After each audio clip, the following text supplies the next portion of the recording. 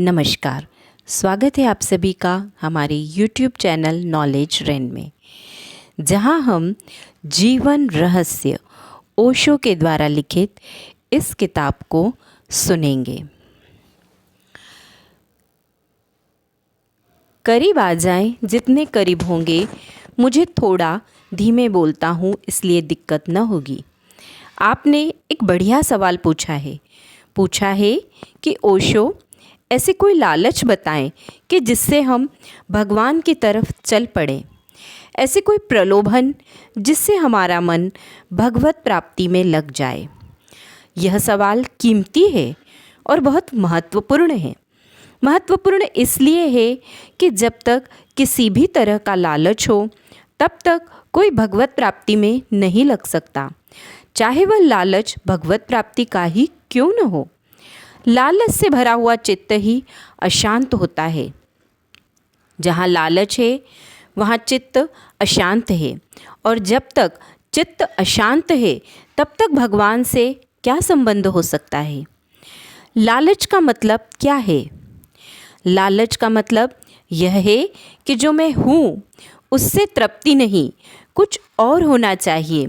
फिर चाहे यह कुछ और होना धन का हो, स्वास्थ्य का हो, यश का हो, आनंद का हो, भगवान का हो, इससे कोई फर्क नहीं पड़ता। लालच का मतलब है एक टेंशन, एक तनाव। जो मैं हूँ वह नहीं, जो होना चाहिए वह हो, और जो मैं हूँ वह अभी हूँ, और जो होना चाहिए वह कल होगा। तो कल के लिए मैं खिंचा हुआ हूँ, तना हुआ हूँ। यह तना हुआ चित्त ही लालच से भरा हुआ चित्त है। इसलिए सब तरह की ग्रिड, सब तरह का लोभ अशांति पैदा करेगा, और जहाँ अशांति है वहाँ भगवत प्राप्ति कैसे? अशांत चित्त का भगवान से संबंधित होने का कोई उपाय ही नहीं है। अशांति ही तो बाधा है। फिर हम पूछते ही हैं कि कोई लालच, क्योंकि हमारा मन तो लालच को ही समझता है। एक ही भाषा समझता है, वह है लालच की भाषा। धन के लिए इसलिए दौड़ते हैं, यश के लिए इसलिए दौड़ते हैं, फिर इस सब से ऊब जाते हैं तो हम कहते हैं भगवान के लिए कैसे दौड़ें।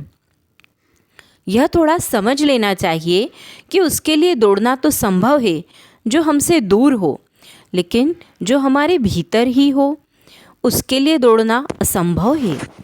और अगर दौड़े तो चूक जाएंगे। तो कुछ चीज़ें ऐसी है जो दौड़कर पाई जा सकती है, क्योंकि असल में वे हमारा स्वभाव नहीं है, हमसे अलग हैं। अगर धन पाना है तो बिना दौड़े नहीं मिल जाएगा। अगर यश पाना है तो दौड़ना पड़ेगा। अब यह बड़े मज़े की बात है कि धन के संबंध में लालच स्वाभाविक है, क्योंकि बिना लालच के धन पाया ही नहीं जा सकता। क्योंकि बिना दौड़े धन कैसे आ जाएगा? धन कहीं और है, आप कहीं और है। दौड़ना पड़ेगा तो शायद आप पहुंच जाए। फिर भी ज़रूरी नहीं कि पहुंच जाए। लेकिन परमात्मा कहीं दूर नहीं है। 1 इंच का भी फासला होता तो थोड़ा दौड़ लेते। 1 इंच का भी फासला नहीं है। हम वहीं खड़े हैं जहाँ परमात्मा है। हम वही हैं जो वह है। तो दौड़ेंगे कहाँ? खोजने कहाँ जाएंगे? जिसे खोया हो उसे खोज सकते हैं, और जिसे खोया ही ना हो उसे खोजा तो भटक जाएंगे, सिर्फ परेशानी में पड़ जाएंगे। मैंने सुना है एक आदमी ने शराब पी ली थी और वह रात बेहोश हो गया। आदत के वश अपने घर चला आया। पैर चले आए घर, लेकिन बेहोश था। घर पहचान नहीं सका। सीढ़ियों पर खड़े होकर पास पड़ोस के लोगों से पूछने लगा कि मैं अपना घर भूल गया हूँ, मेरा घर कहाँ है, मुझे बता दो। लोगों ने कहा यही तुम्हारा घर है। उसने कहा मुझे भरमाओ मत, मुझे मेरे घर जाना है। मेरी बूढ़ी माँ मेरा रास्ता देखती होगी, और कोई कृपा करो मुझे मेरे घर पहुँचा दो। शोरगुल सुनकर उसकी बूढ़ी माँ भी उठ आई। दरवाज़ा खोलकर उसने देखा कि उसका बेटा चिल्ला रहा है, रो रहा है कि मुझे मेरे घर पहुंचा दो। उसने उसके सिर पर हाथ रखा और कहा, बेटा यह तेरा घर है और मैं तेरी माँ हूँ। उसने कहा, हे बुढ़िया, तेरी ही जैसी मेरी बूढ़ी माँ है, वह मेरा रास्ता देखती होगी, मुझे मेरे घर का रास्ता बता दो। पर ये सब लोग हंस रहे हैं, कोई मुझे घर का रास्ता नहीं बताता, मैं कहाँ जाऊँ, मैं कैसे अपने घर को पाऊँ। तब एक आदमी ने, जो उसके साथ ही शराब पीकर लौटा था, उसने कहा, ठहर, मैं बैलगाड़ी ले आता हूँ, तुझे तेरे घर पहुँचा देता हूँ। तो उस भीड़ में से लोगों ने कहा कि पागल, इस बैलगाड़ी में मत बैठ जाना, नहीं तो घर से और दूर निकल जाएगा, क्योंकि तू घर पर ही खड़ा हुआ है, तुझे कहीं भी नहीं जाना है, सिर्फ तुझे जागना है।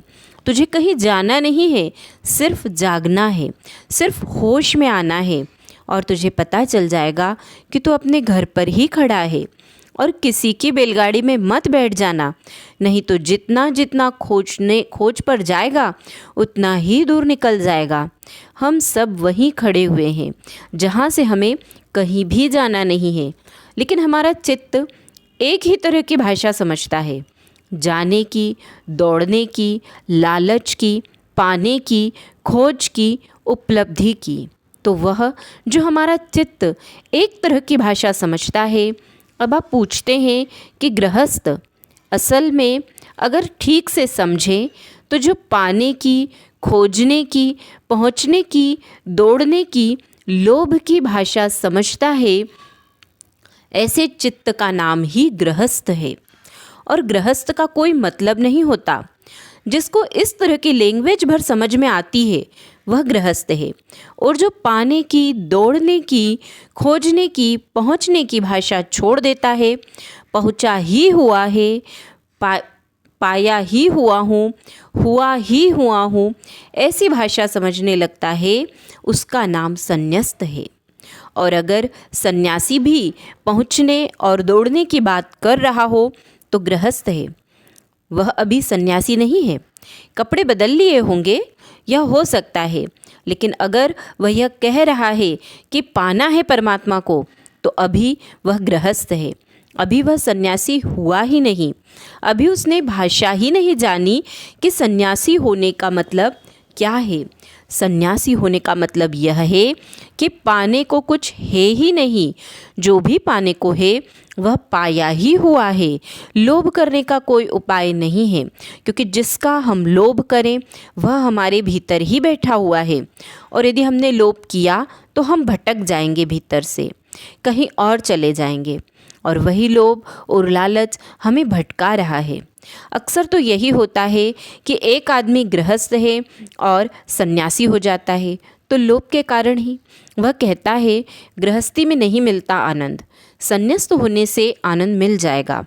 वह कहता है गृहस्थी में नहीं मिलता परमात्मा, और मैं परमात्मा को पाए बिना कैसे रह सकता हूँ, तो मैं सन्यासी होता हूँ। लेकिन अभी उसकी जो भाषा है वह गृहस्थ की है।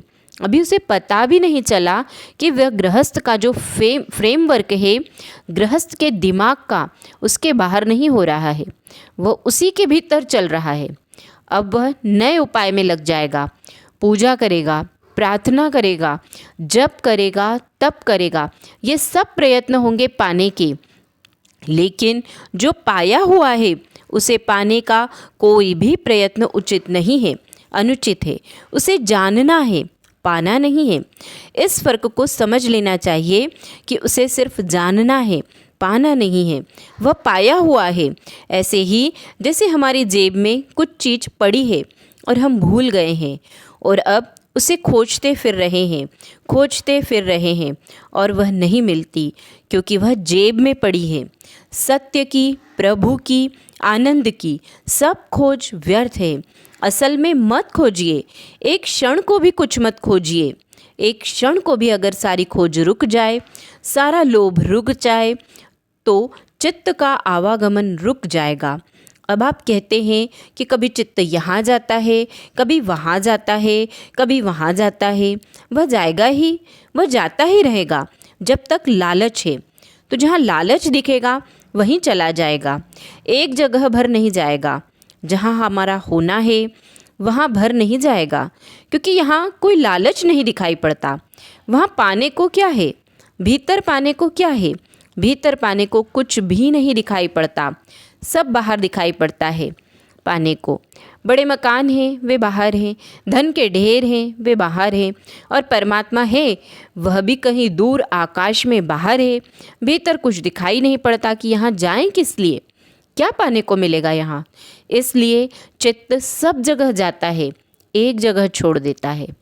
मैंने सुनी है एक कहानी कि भगवान ने सारी दुनिया बनाई है, और जब आदमी को बनाया तो वह बहुत परेशान हो गया, क्योंकि आदमी को जैसे ही बनाया आदमी हजार शिकायतें, हजार सवाल, हजार समस्याएं लेकर पहुंचने लगा। तो उसने देवताओं से कहा कि यह तो मुझे सोने भी नहीं देगा, जीने भी नहीं देगा, ऐसे कुछ बताओ तरकीब कि मैं आदमी से बच सकूं। तो किसी देवता ने कहा हिमालय पर बैठ जाइए। उसने कहा कितनी देर हम बचेंगे हिमालय पर, आज नहीं कल कोई हिलेरी कोई तेनसिंह चढ़ जाएगा। तो किसी ने कहा चांद पर बैठ जाइए। उसने कहा यह भी बहुत दिन दूर नहीं जब आदमी वहाँ पहुँच जाएगा। दूर के तारे सुझाए, लेकिन उन्होंने कहा कि नहीं, वह कहीं काम नहीं करेगा, कुछ ऐसी जगह बताओ जहाँ आदमी पहुँचे ही नहीं।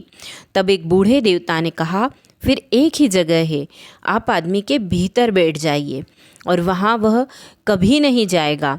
चांद पर पहुँच जाएगा लेकिन वहाँ कभी नहीं जाएगा। और भगवान इसके लिए राजी हो गए। यह बात उनकी समझ में आ गई। यह तो कहानी है, लेकिन सच्चाई भी यही है।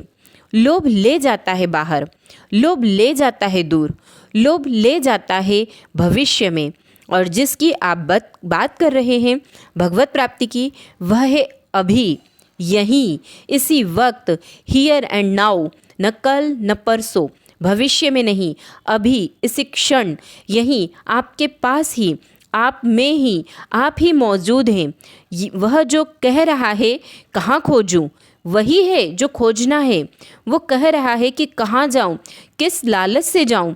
वह जो यह कह रहा है, जो यह पूछ रहा है, उसका ही पता लगा लेना है। और उसका पता लगा लेने के लिए किसी लोभ की, किसी लालच की, किसी दौड़ की, किसी खोज की, किसी उपाय की, किसी एफर्ट की कोई भी ज़रूरत नहीं है। उसके लिए चाहिए एफर्टलेसनेस, उसके लिए चाहिए सब प्रयत्नों का छोड़ देना, उसके लिए चाहिए सब दौड़ का बंद हो जाना, उसके लिए चाहिए लालच का निरस्त हो जाना, शून्य हो जाना। तब आप कहाँ जाएंगे, तब आप क्या करेंगे, तब आप वहीं होंगे जहाँ आप हैं। वहाँ करने की कोई ज़रूरत नहीं, बिना किए ही आप हैं। किया कि चूक गए, इसलिए न कोई उपाय है उसे पाने का, न कोई विधि, न कोई मेथड है उसे पाने का, न कोई मार्ग है उसे पाने का, न कोई गुरु उसे पहुंचा सकता है आपको, न कोई सहारा दे सकता है। जिस दिन आपके सारे भ्रम टूट जाएंगे, उस दिन आप पाएंगे कि उसे आपने पा लिया है। और इसलिए यह तो पूछिए ही मत। मैं तो कोई लालच उनके लिए नहीं बता सकता। मैं तो यह भी नहीं कहूँगा कि वहाँ आनंद मिलेगा, मुक्त हो जाएंगे, अमृत हो जाएगा, अमर हो जाएंगे। ये सब लालच हमारे मन को पकड़ते हैं, क्योंकि मरने का हमें डर है, मृत्यु से हम भयभीत हैं। इसलिए हम चाहते हैं कि कोई विश्वास दिला दे कि उसे पा लेने से अमर हो जाएंगे, फिर मरेंगे नहीं। दुख हमें खा रहा है तो हम चाहते हैं कि कोई आश्वासन दे कि आनंद वहाँ मिल जाएगा। जिंदगी हाथ से निकली चली जा रही है, कोई विश्वास दिला दे कि वहाँ परम जीवन मिल जाएगा। तो हम कुछ दौड़ने लगे और मज़ा यह है कि दौड़ रहे हैं, इसलिए उसे पा नहीं सकते। तो यह है कॉन्ट्राडिक्शन है।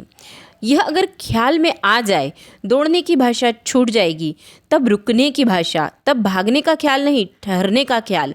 तब इसलिए नहीं कि वहाँ क्या मिल जाएगा, बल्कि इसलिए कि उसे जानना है कि हम वहाँ हैं ही, चाहे कुछ मिले और चाहे कुछ न मिले, हम वहाँ हैं ही। और उस स्थल को तो जानना ही चाहिए जहाँ हम हैं। नहीं तो हमारा जीवन हो सकता है कि जो हम कर रहे हैं वह बिल्कुल विपरीत हो। जो हम हैं उसके बिल्कुल विपरीत हो, उसे जान लेने की बात ही पर्याप्त है। और दो ही तरह की संभावना है।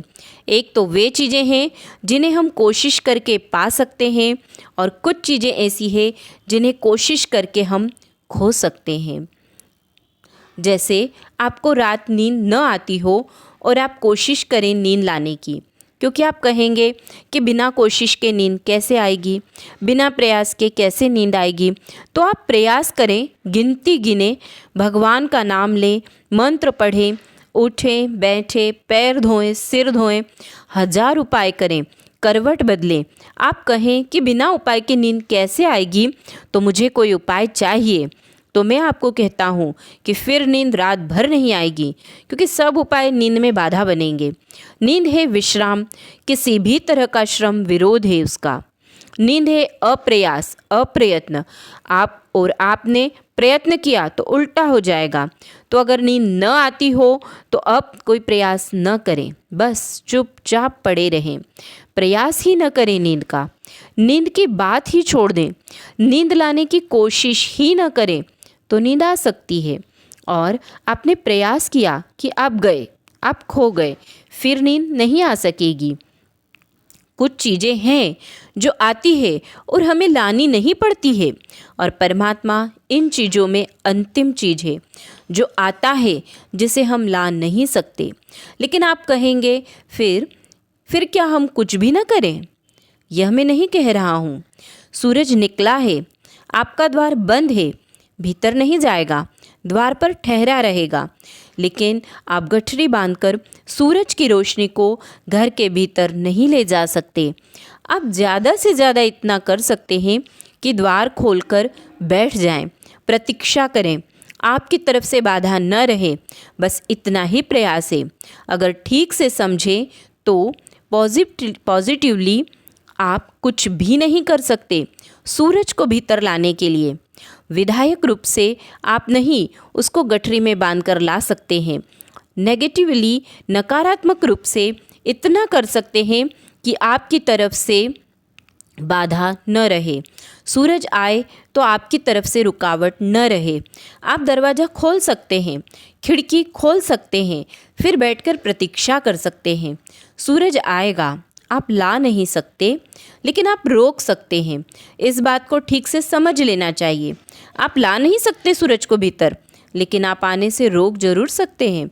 और अगर आने से रोक रहे हैं तो नहीं आएगा सूरज। हालांकि ला नहीं सकते, सिर्फ आपकी रुकावट न हो, बाधा न हो, हिंड्रेंस न हो, दरवाज़ा बंद न हो, वह आ जाएगा। लेकिन तब भी आप यह नहीं कह सकते कि मैं ले आया। यह आप कहेंगे तो गलती हो जाएगी। इसलिए जो परमात्मा को उपलब्ध होता है वह यह भी नहीं कह सकता कि मैंने पा लिया। वह इतना ही कहता है, उसकी कृपा। वह यह भी नहीं कह सकता कि मैंने पा लिया, क्योंकि मैं क्या पा सकता हूँ? उसका प्रसाद, उसका ग्रेस, उसकी अनुकंपा वह मिला है जिसको भी मिला है। वह यह नहीं कह सकता कि मैंने पा लिया है। वह अहंकार भी वहाँ काम नहीं कर सकता, क्योंकि अहंकार वही काम कर सकता है जहाँ हमारा प्रयत्न सफल होता है। लेकिन जहाँ हमारा कोई प्रयत्न सफल नहीं होता है, वहाँ अहंकार के खड़े होने का कोई उपाय नहीं है। हम इतना ही कह सकते हैं कि मैंने बाधा नहीं दी। हम इतना ही कह सकते हैं कि मैं तैयार था कि वह आए। हम इतना ही कह सकते हैं कि मेरा द्वार खुला था। आया वही है, हम उसे लाए नहीं हैं, सिर्फ हमने रोका नहीं है। इसे ठीक से समझ लें। जैसे कि मुट्ठी बांधा हुआ हूँ और मैं ज़ोर से मुट्ठी बांधे हुए हूँ, और मैं किसी से पूछूं कि मैं मुट्ठी को कैसे खोलूं, क्या उपाय करूं, क्या प्रयत्न करूं, तो वह आदमी मुझे बताएगा उपाय मुट्ठी खोलने का। वह मुझे यही बताएगा कि तुम बांधो मत। तुम बांधने के लिए जो प्रयास कर रहे हो वह भर कृपा करके मत करो, मुट्ठी खुल जाएगी। मुट्ठी खोली नहीं जाती, मुट्ठी सिर्फ खुलती है। हाँ, बांधी जा सकती है। खुला होना मुट्ठी का स्वभाव है। हमारे बिना कुछ किए मुट्ठी खुल जाती है, हमारे बिना कुछ किए मुट्ठी बंधती नहीं है। स्वभाव का मतलब है जो हमारे बिना किए होता है। विभाव का मतलब है जो हमारे करने से होता है। परमात्मा हमारा स्वभाव है, इसलिए करने से नहीं होगा, क्योंकि हम कोशिश करके उसे खो सकते हैं, हम उपाय करके उसे रोक सकते हैं। मुट्ठी मुझे बांधनी पड़ती है, खोलनी नहीं पड़ती। हालांकि भाषा में दोनों बातें हम कहते हैं कि मुट्ठी खोल रहे हैं। खोलना बिल्कुल झूठा शब्द है। खोलना क्रिया नहीं है, बांधना क्रिया है। बांधने में एक्ट है आपका, खोलने में कौन सा एक्ट है? खोलने में इनएक्ट है, इनएक्शन है। कहना चाहिए कि खोलने में बांधना भर नहीं कर रहे हैं आप नहीं बांध रहे हैं और मुट्ठी खुल गई है। इस बात को अगर ख्याल में ले लें तो परमात्मा को खोजना नहीं है, हमने कैसे खोया है यह भर समझ लेना है। यानी हमने किन तरकीबों से, किन उपाय से दीवारें और दरवाजे खड़े कर दिए हैं कि जो हमसे मिला ही हुआ है उससे भी मिलना मुश्किल हो गया है। तो पूछना यह नहीं है कि हम कैसे उसे पाएं, पूछना यह है कि हमने कैसे उसे खोया है। यह फ़र्क आप समझ रहे हैं ना? क्योंकि फिर पूरी बात भिन्न हो जाएगी आगे जाकर। इतना फ़र्क ख्याल में आ गया तो सारी साधना का रूप बन जाता है। पूछना यह है कि किस उपाय से मैं उससे दूर हो गया हूँ जिससे दूर होने का उपाय न था। कैसी तरकीब से मैंने सूरज को बाहर ठहरा दिया है, किस तरकीब से मैं अंधेरे में जी रहा हूँ, कौन से दरवाजे हैं जो मैंने बंद कर दिए हैं और कौन से ताले हैं जिन पर मैंने चाबी जड़ दी है। यह पूछना जरूरी है। लेकिन हम आमतौर से पूछते हैं परमात्मा को कैसे पाएं।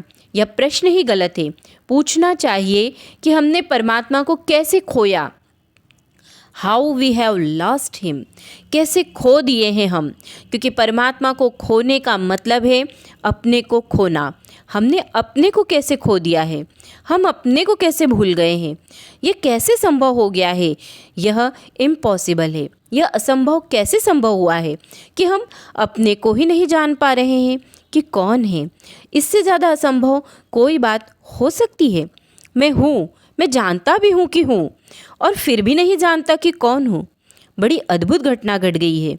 अगर दुनिया में कोई मिरेकल, कोई चमत्कार घटित हुआ है तो यह चमत्कार यह नहीं है कि किसी ने ताबीज बना दिया हवा से और किसी ने राख गिरा दी है हवा से, कि किसी ने किसी अंधे की आंखें ठीक कर दी है। इस जगत में जो सबसे बड़ा चमत्कार हो गया है वह यह है कि हम हैं, जानते हैं कि हैं और पता नहीं है कि कौन है, और पता नहीं कहाँ थे और पता नहीं कहाँ के लिए जा रहे हैं। यह एकमात्र मिरेकल है। और यह कैसे संभव हुआ है यह समझना चाहिए। अगर यह हमारी समझ में आ जाए कि यह कैसे संभव हुआ है तो कठिन नहीं है यह बात कि हम मुट्ठी बांधना बंद कर दें और मुट्ठी खुल जाए। कुछ तरकीबें हैं मन की जिनसे यह संभव हुआ है। पहली मन की तरकीब यह है कि वह आपको कभी वर्तमान में नहीं जीने देता, जीने ही नहीं देता। आप कभी वर्तमान में होते ही नहीं। यहाँ और अभी आप कभी नहीं होते। या तो पीछे अतीत में होते हैं जो जा चुका है, जो अब नहीं है, या भविष्य में होते हैं जो अभी आया नहीं और नहीं है। जो है, जो अभी है इसी वक्त, उसमें आप कभी होते ही नहीं। तो मन की एक ट्रिक है कि वह आपको वर्तमान से चुकाता रहता है, और वर्तमान से अगर आप चूक गए दरवाज़ा बंद हो गया, क्योंकि वर्तमान दरवाज़ा है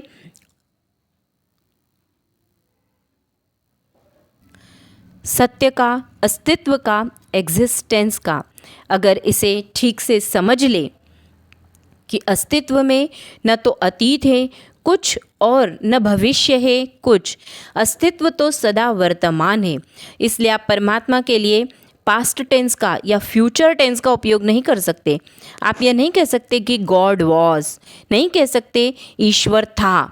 आप यह भी नहीं कह सकते गॉड विल बी, कि ईश्वर होगा। आप तो जब भी कहेंगे तब गॉड इज़। ईश्वर के लिए अतीत और भविष्य का उपयोग नहीं हो सकता, वह है। सच बात यह है कि कहना भी परमात्मा को गलत है, क्योंकि हम हैं उस चीज़ को कहते हैं जो नहीं है भी हो सकती है। हम कहते हैं तख्त है, टेबल है, क्योंकि कल टेबल नहीं हो सकती है, कल नहीं थी, जो कल नहीं थी कल नहीं हो सकती है। उसको है कहने का कोई मतलब है। परमात्मा को है कहना भी मुश्किल है, क्योंकि वह है पन है। गॉड इज़ ऐसा कहना गलत है। इज़नेस, वह जो होना है वही परमात्मा है, और वह सदा वर्तमान है। वह न कभी अतीत है न कभी भविष्य, और हम कभी वर्तमान में नहीं हैं। द्वार बंद हो गया है। मैंने सुनी है एक कहानी कि एक आदमी, अंधा आदमी, एक बहुत बड़े भवन में कैद कर दिया गया है। हजारों दरवाजे हैं उस भवन में, सब बंद हैं, सिर्फ एक दरवाज़ा खुला है, और वह अंधा आदमी एक एक दरवाजे को टटोलता हुआ घूमता है। दरवाज़ा बंद, दरवाज़ा बंद, दरवाज़ा बंद। घूमते घूमते घूमते उस दरवाजे के पास आता है जो दरवाज़ा खुला है, लेकिन उसे